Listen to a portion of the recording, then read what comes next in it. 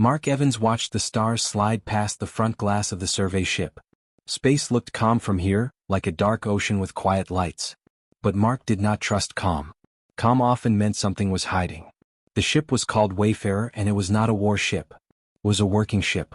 It carried scanners, drones, and people who liked maps more than medals.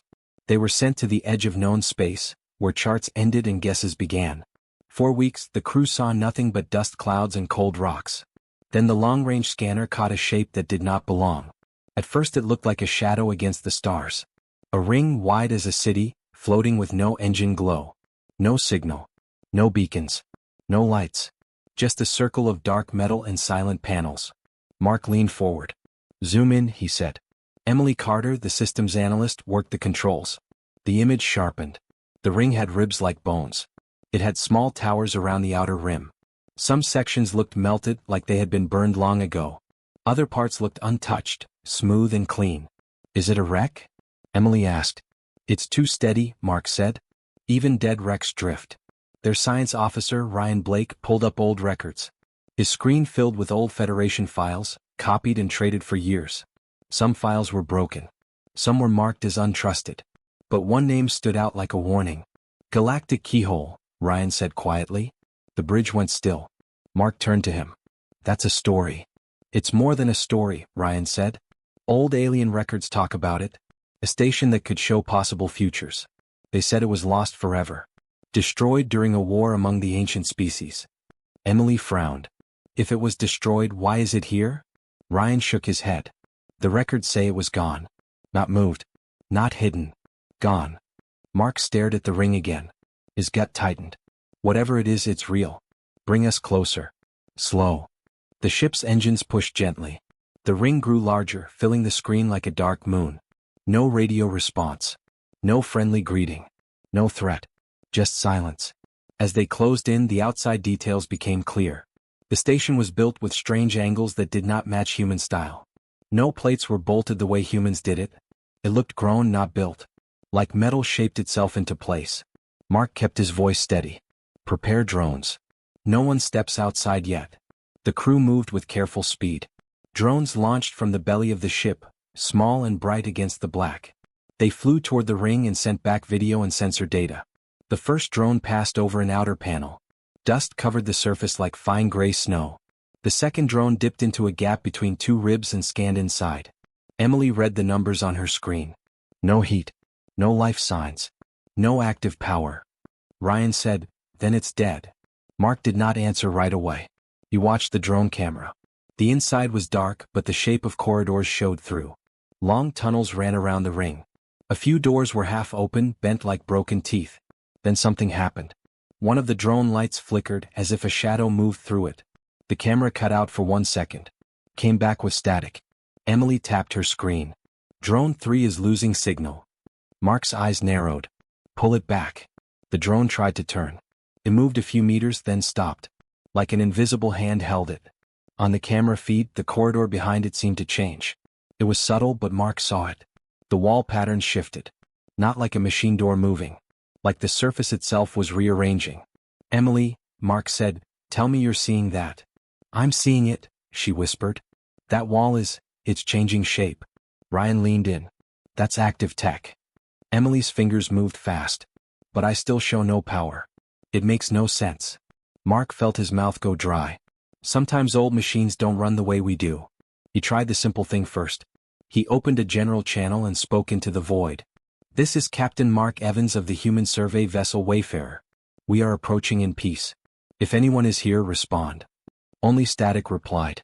He tried again, this time using an old code.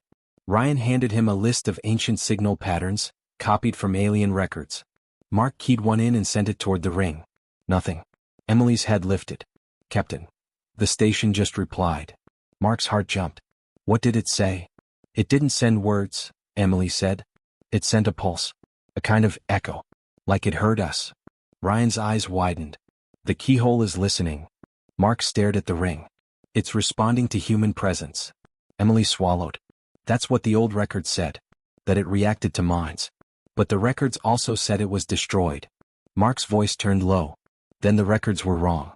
Or someone lied." They moved closer, slow and careful. The ring's surface stayed dark, but Mark had the feeling of being watched.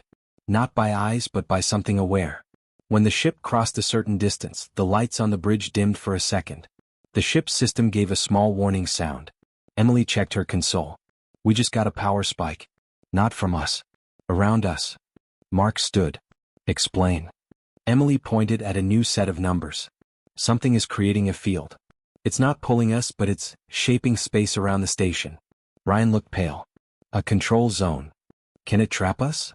Mark asked. I don't know, Emily admitted. I don't have a model for this. Mark took a slow breath. He forced calm into his voice. Fear made mistakes. Mistakes in deep space killed. Hold position, he said. No closer. Drones only. The crew obeyed. The drones tried again, this time approaching from multiple angles. They sent back maps of the surface. The more they scanned, the more strange details appeared. Symbols that did not match any known language. Panels that looked like doors but had no seams. Windows that looked like eyes but reflected nothing. Then the biggest surprise came. Emily's screen flashed. Captain. I'm getting a system handshake. Mark's hand tightened on the chair. From where? From the station, she said. It's trying to link with our ship. Ryan spoke quickly. Don't accept it. It could be a trap. Mark thought fast. If the station could reach into their systems, it could shut engines down, scramble life support, turn them into a drifting tomb. But if they refused, they might lose the only chance to understand what this was. Mark looked at Emily. Can you isolate it? Make a wall. Let it talk only to a dummy system. Emily nodded, already moving. Yes. I can set up a safe channel. A sandbox. It won't touch flight controls. Do it, Mark said. The handshake request blinked on her screen. Emily routed it through a separate unit, an old backup computer that was not linked to main systems. She set hard limits. She closed every door she could. Then she accepted. For a moment nothing happened. Then a pattern appeared on the screen. Not words. Not numbers. A moving shape like a ring drawn in light, turning and folding on itself. Emily stared.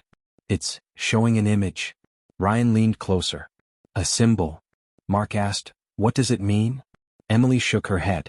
I don't know. But it's consistent. Like an opening question. Mark watched the shape. It pulsed slowly, then changed. For a second, the pattern looked like the outline of a human hand. Mark felt a cold chill run down his back. It knows what we are. Emily whispered, or it's reading us. On a screen behind them, one of the drone feeds flickered again. This time the corridor lights inside the ring turned on, one by one like a path being lit. The station was waking up, but only in the section facing the wayfarer. It was like a door opening just enough to invite them in. Mark's mouth tightened. Invitations in space could be tricks. But this was also history. Maybe the biggest discovery humans had ever seen. Ryan's voice was tense. Captain, the aliens were afraid of this thing. If the records are true, they fought over it. Mark nodded slowly. And now it's here. And it's responding to us. Emily looked at Mark, her eyes wide but steady. What do we do? Mark looked out at the silent ring. The dark metal seemed to drink the starlight. He could almost feel a pressure in the air, like waiting. He thought about home. About all the people who wanted answers. About how humans had always pushed into the unknown, even when the unknown pushed back. We do the safe thing, he said. We learn step by step. We don't rush. We don't touch anything we can't undo. He paused, then gave the next order. Send a message back to command. Tell them the keyhole may not be lost. Tell them it's active. And tell them we are being recognized. Emily nodded and began to type. Mark turned back to the ring. He could not see eyes. He could not hear a voice. But he knew something ancient was awake now, and it had noticed that humans had arrived. Far away beyond the range of human sensors, other ships watched too. Not human ships. Quiet alien observers, hidden behind cold rocks and drifting dust. They had been waiting for centuries to confirm a rumor. When the keyhole pulsed in answer to Mark's signal, those alien captains felt fear rise in their throats. It was not supposed to answer. It was not supposed to exist. And yet, there it was, lighting a path only for humans, as if the lost door had been waiting for them all along. The light inside the ring did not turn on all at once. It moved in slow waves like breath. One corridor would glow, then fade. Another would flash for a second and go dark again. The galactic keyhole was awake, but it did not wake like a normal machine. Emily Carter watched the screens with full focus. Lines of data rolled past her eyes, But the numbers did not behave the way she expected. Power rose and fell without pattern. Signals appeared, broke apart, then returned in a new form. "It's not running a program," she said softly. "It's reacting." Mark Evans stood behind her. "To what?" Emily paused. "To us." The ship held position just outside the ring. No one had gone inside. Drones floated at the edge waiting for orders. The keyhole did not pull them in. It did not push them away. It simply changed slowly as if thinking. A new image appeared on Emily's screen. It was not a clear picture. It looked like pieces of many scenes placed on top of each other. A star burning bright. A dark world breaking apart. A human ship flying through fire. Then the image cracked and vanished. Emily leaned closer. "It's showing something. Futures maybe. But they're broken." Ryan Blake crossed his arms. "That's not how the records described it." Mark glanced at him. "What did the records say?" "They said the keyhole showed clear paths," Ryan replied. "One future at a time." Clean. Certain. It was used to decide wars, trade, even leadership. Emily shook her head. "That's not what this is doing. It's not choosing for us. It's not telling us what to do." Another image flashed. This time it was a human hand reaching for a control panel. The panel changed shape before the hand touched it. Then the image froze and shattered into static. Mark felt a strange mix of fear and excitement. "It's not giving answers." Emily nodded. "It's giving questions." They spent hours watching. The keyhole showed small pieces of possible events. Never full stories. Never clear endings. A station burning but no cause.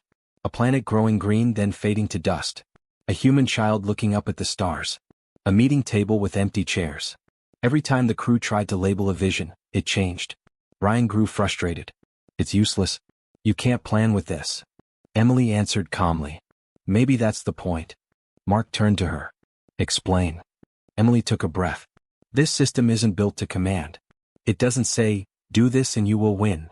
It shows results without instructions. It leaves the choice open." Mark considered that.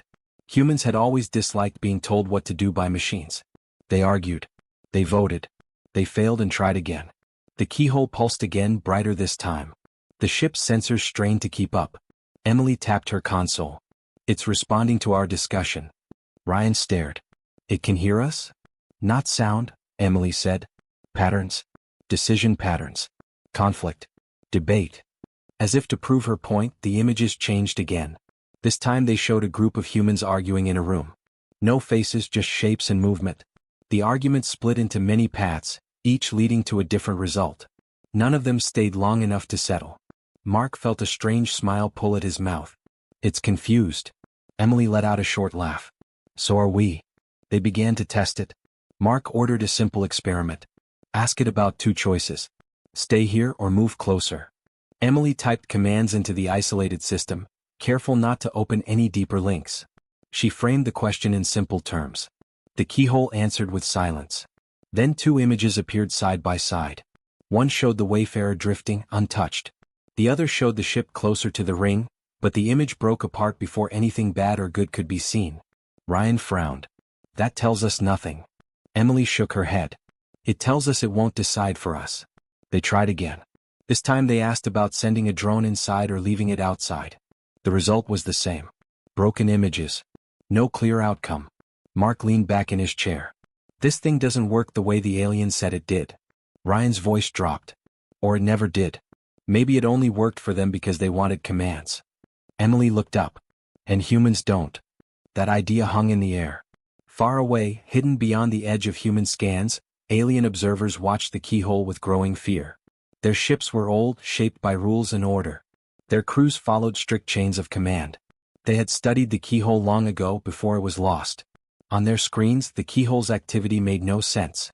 "It should be locking onto a future," one alien commander said. "Why does it keep shifting?" Another answered, "Because the humans are not settling." The alien ships shared data rapidly. The patterns did not match any known model.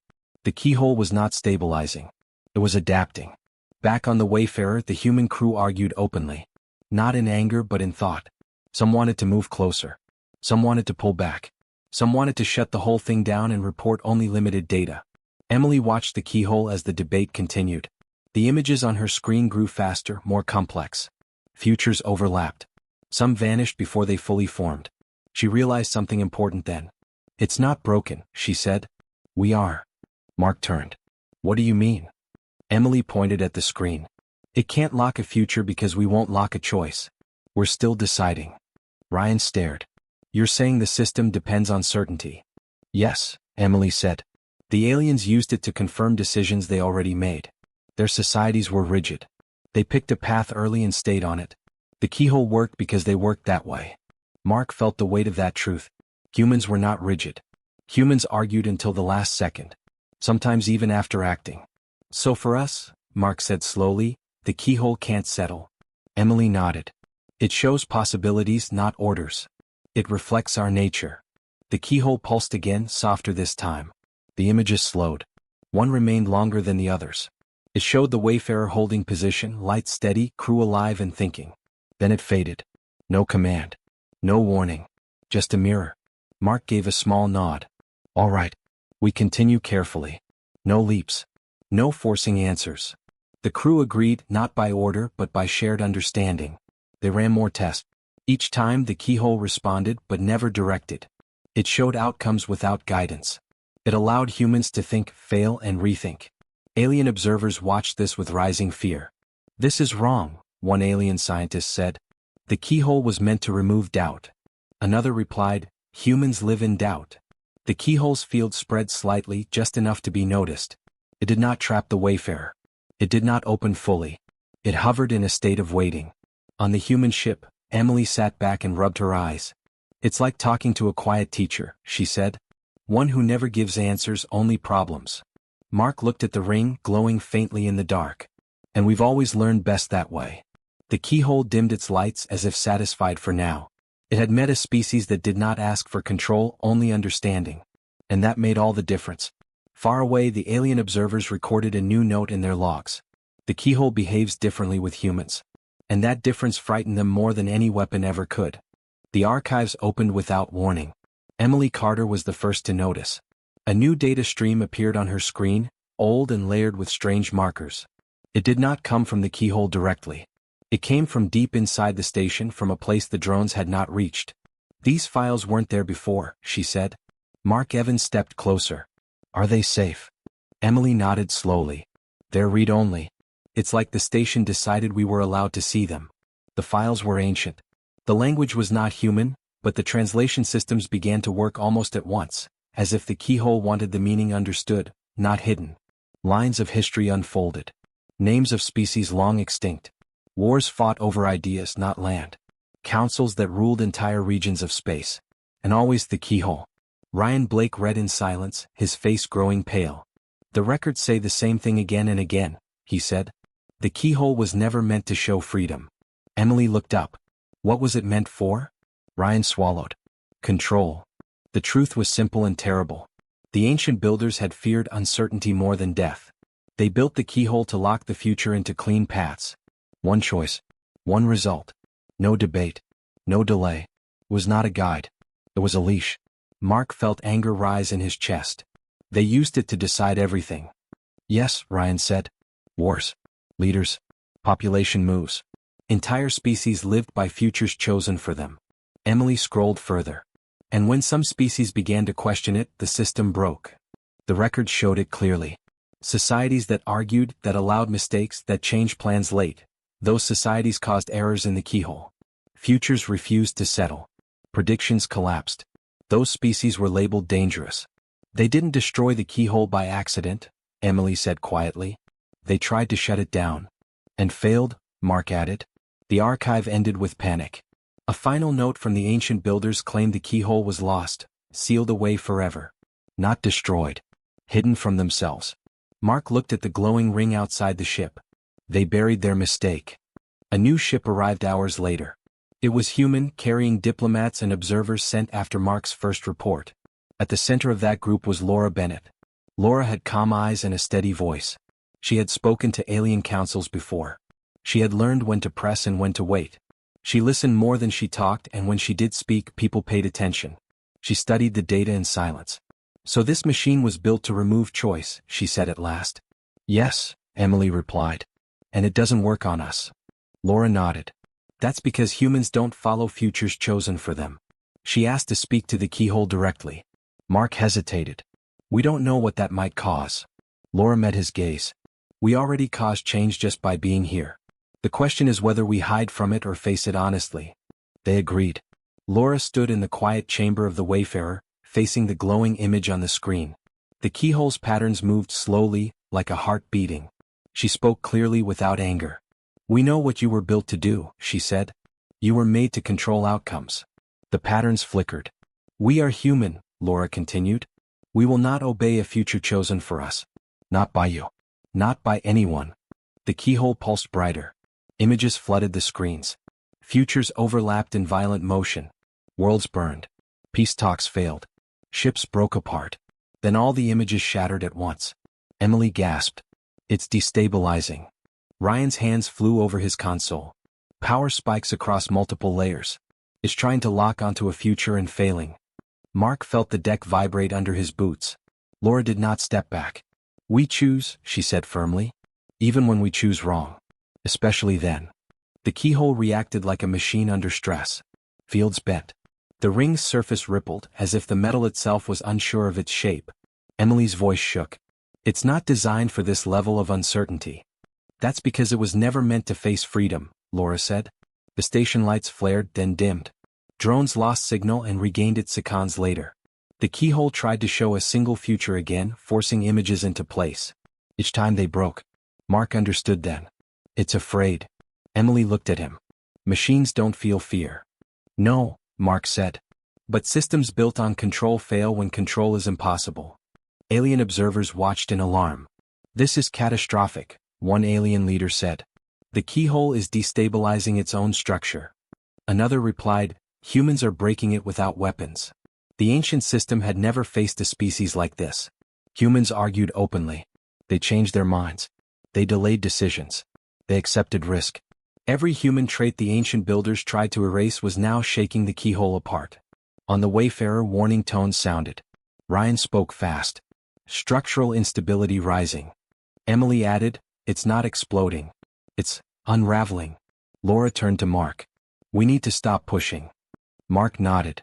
Pull back communications. Emily reduced input. The violent images slowed but did not stop. The keyhole flickered, caught between its purpose and reality. Laura spoke one last time, softer now. We are not here to rule you, she said. And you will not rule us. The keyhole dimmed. Its glow weakened, then steadied into an uneven pulse. The station did not fail, but it was no longer stable. Emily exhaled slowly. It can't return to what it was. Ryan nodded. And it can't become something new on its own. Mark looked at Laura. What does that mean? Laura's answer was honest. It means the future of this machine depends on choice. Ours. Outside the ship, the great ring hung silent and uncertain, no longer a tool of control but not yet free. The aliens watching from the dark recorded a new truth, one they had feared for ages. The keyhole was never lost. It was waiting for a species that would refuse to be owned by the future. The demand came fast and without greeting. Alien signals flooded human channels from many directions at once. Voices overlapped, sharp and cold. The message was clear even before translation finished. Shut the keyhole down. At once. Or face consequences. Mark Evans stood on the bridge of the Wayfarer, listening in silence. Laura Bennett stood beside him, her face calm but tight. They're afraid, Laura said. And fear makes them rush. Emily Carter scanned the incoming data. Multiple fleets are moving closer. They're not attacking but they want control. Ryan Blake shook his head. They think shutting it down will fix everything. Mark looked at the image of the ring outside the ship. Its light flickered unevenly now like a weak pulse. They don't understand. This system doesn't shut down cleanly. As if to answer him, the ship shuddered. Warning tones rang out. Consoles flashed red. Emily's voice rose. Power surged from the keyhole. It's not directed at us, but space around the station is bending again. The lights dimmed. Gravity shifted slightly, enough to make people grab rails. Report, Mark ordered. Stability dropping, Emily said. The keyhole is trying to lock onto a future again. The alien pressure is pushing it. Laura closed her eyes briefly. They're forcing the very thing that breaks it. Another shake ran through the deck. A drone feed went dark. Then the main screen showed something new. A pattern appeared inside the keyhole. Not a future. Not an image. A record being written. Emily leaned forward. It's logging data. Human data. Ryan frowned. What kind? Emily's fingers moved fast. Decision variance. Response delay. Conflict spread. Mark understood. It's trying to predict us. And failing. A sudden alarm cut through the bridge. Engineering failure, the ship announced. External field interference. Mark turned. James? James Walker's voice came back over the channel, steady but tense. I see it, Captain. The station's field is interfering with our systems and its own. This isn't just our ship. The Keyhole is tearing at itself. James was not a loud man. He did not give speeches. He listened. He had spent years fixing systems built by many hands and learned that no single manual told the full truth. I need input, James said. From everyone. Mark blinked. What?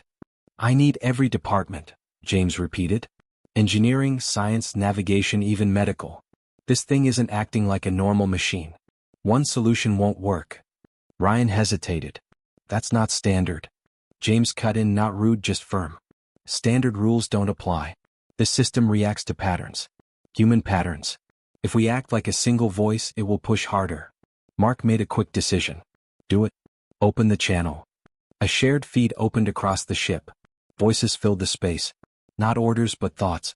Reduce power draw on non-critical systems. No, that might cause feedback. What if we stagger the changes? The field spikes when decisions are final. Delay them. Can we make it wait? James listened. He did not choose the loudest voice. He did not choose his own first idea. He watched where ideas crossed, where they matched. Emily added, the Keyhole reacts less when we disagree but stay connected. James nodded to himself. Then we don't force one answer. We layer many small ones. Outside, the ring flared bright, then dimmed hard. A ripple passed through its structure. For a moment, it looked like it might tear itself apart. Alien leaders watched in panic. The humans are destabilizing it further, one said. Another answered, no. Look closer. The system is slowing.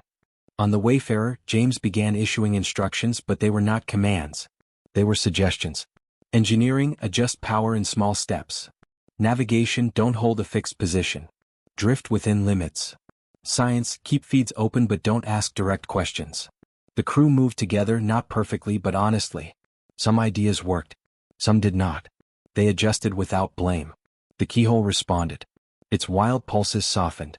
The broken future stopped flashing so fast. The space around it relaxed just a little. Emily stared at her screen. It's stabilizing. Ryan exhaled. Because we didn't try to control it. James wiped sweat from his brow. Because we didn't try to control each other. Mark felt a deep sense of clarity. This was not strength through force. This was strength through shared action. The alien demand came again, sharper this time. Shut it down now. Laura stepped forward and opened a channel. We cannot, she said simply. Not safely. Not the way you want.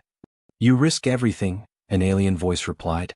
Laura answered calmly, so did you when you built it. The Keyhole pulsed once, strong and steady. A new record finalized inside its core. Emily's screen filled with translated text. Prediction failure. Subject, humanity. Status, unresolved. Ryan stared. It can't predict us. Emily nodded slowly. We don't settle early enough.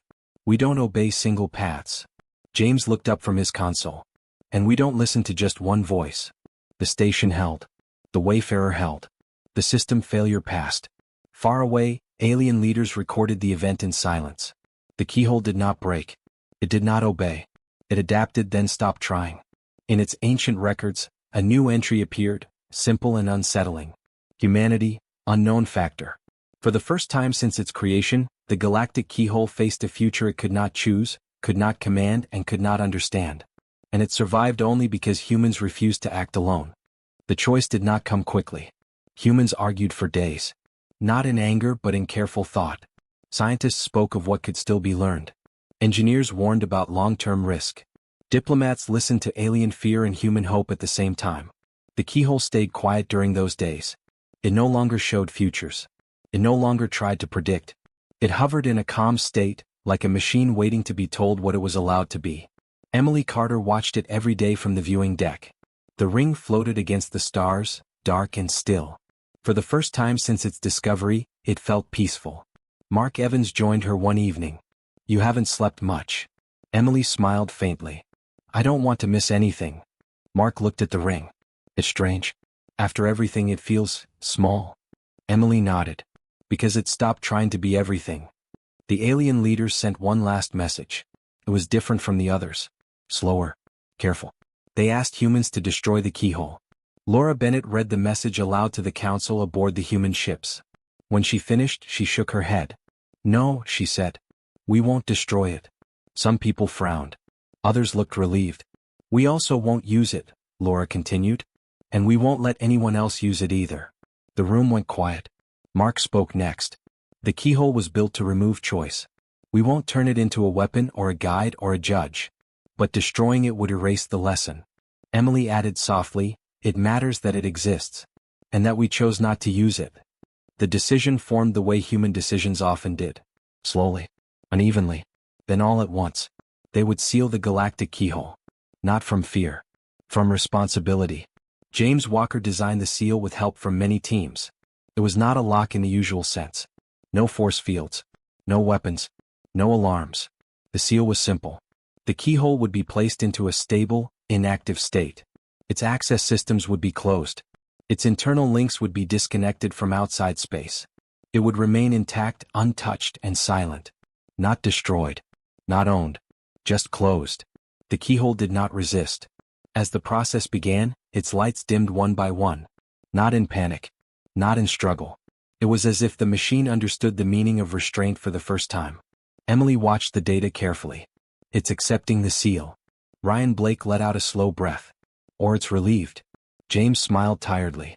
"Some systems are happier when they don't have to decide." Alien observers watched in silence. They expected one of two things: domination or disaster. They saw neither. Instead, they saw humans walk away from power. The final alien record updated itself automatically, triggered by the Keyhole's last internal process. The translation came through clear and cold. Species designation updated. Humanity, turning point species. Reason, refusal of outcome control. Status, unpredictable. Risk high. Value, incapable of calculation. The alien leaders stared at the words. One of them spoke quietly. They closed the door. Another answered, yes. And that is why they are dangerous. The seal completed without drama. No explosion. No final vision. No warning. The galactic Keyhole went dark. The human ships prepared to leave. One by one, engines powered up. Navigation lights blinked against the black. Emily stood alone at the viewing deck as the Wayfarer pulled back. The ring grew smaller, fading into the stars. She felt a strange ache in her chest. Not loss. Not regret. Closure. Mark joined her again. "Last look?" Emily nodded. "It showed us a lot." Mark raised an eyebrow. "Without showing US answers." Emily smiled. That was the point. The ship turned away. Behind them, the Keyhole remained. Silent. Still. No longer a tool of control and never a guide again. The galaxy moved on. Trade routes shifted. Alien councils rewrote old rules. Stories spread of a species that touched the future and chose to stop. Not because they were weak, but because they understood when enough was enough. Years later, explorers would pass near the sealed ring and feel nothing. No signal.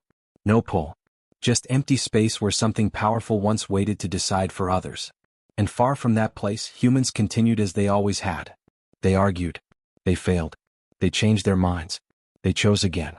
Emily Carter would sometimes look at the stars and remember the quiet ring at the edge of space. Not as a lost miracle, but as proof that the greatest strength of her species was not seeing the future. It was knowing when to stop looking ahead and live by choice instead.